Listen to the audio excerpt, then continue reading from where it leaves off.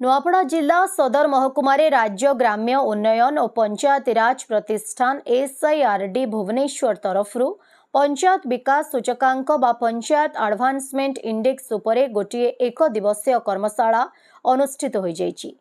स्थानीय सद्भावना सभागृह रे अनुष्ठित एही कर्मशाला रे उपरोक्त अनुष्ठान निर्देशक श्री सुरेंद्र कुमार मीना IAS जोगदे पंचायत विकास सूचकांक किभली भाबरे प्रति पंचायत ब्लॉक एवं जिला स्तर रे ऑनलाइन रे अपलोड करि हेबो से विषय रे विशद सूचना देथिले। जिला परिषद द्वारा आयोजित एही कर्मशाला रे जिलापाल मधुसूदन दास, जिला मुख्य उन्नयन अधिकारी लंबोधर धरुआ, समस्त बीडीओ, जिला स्तरीय अधिकारी, लाइन विभाग अधिकारी, सरपंच, PO प्रमुख जोग देथिले।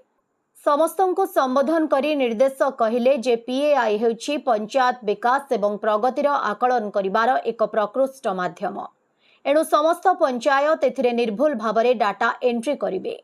एथिरे गरीब, शिक्षा, स्वास्थ्य, स्वच्छता, सामाजिक, आर्थिक, शिशु एवं महिला विकास भली विभिन्न पारामीटर रहिथिबारु प्रगतिर सठिक आकलन होई पारिथाय। एही कामरे समस्ते सहयोग करिबाकु से अनुरोध करथिले। जिलापाल समस्तंको उद्बोधन दे कहिले जे वर्तमान नुआपड़ा जिला विभिन्न क्षेत्र में द्रुत प्रगति करुछि। विभिन्न आकलन रे यह राज्य रे निज अग्रणी स्थिति जाहिर करि पारिछि। पंचायतर डाटा भल रहिले ब्लॉक रो उन्नति जणा पड़िबो एवं सामग्रिक भावरे जिलार विकास हेबो। सरपंच तथा लोक प्रतिनिधि मानक ए क्षेत्र रे गुरु दायित्व रहिछि। समस्तंक सहयोग रे प्रवासी श्रमिक समस्या को बहु मात्रा रे प्रशासन नियंत्रण करि पारिछि। आमे समस्ते मिसी नुआपड़ा को 1 नंबर जिले में परिणत करिपारिबा। शेषरे जिला मुख्य उन्नयन अधिकारी श्री धरुआ धन्यवाद अर्पण करथिले।